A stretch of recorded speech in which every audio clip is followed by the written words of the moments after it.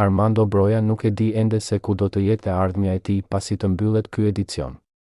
Sulmuesi është huazuar nga Chelsea te Evertoni, por londinezët i kanë bërë të qartë se nuk ka më vend në radhët e bluve pasi të ketë përfunduar kjo periudhë huazimi.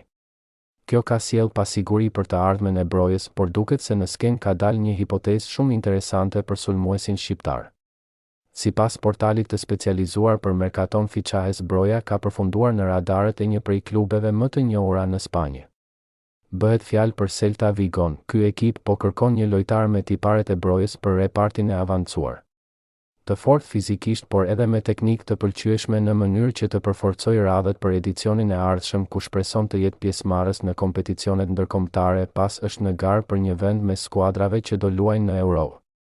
Bëhet e ditur se Broja po monitorohet me vëmendje si për atë që po jep në fushë e lojës, ashtu edhe me situatën kontraktuale të tij, pasi spanjollët shpresojnë të marrin një çmim okazion nga Chelsea, i dëshpëruar që të mbush arkat nëse do të bindin lojtarin që të transferohet në La Liga.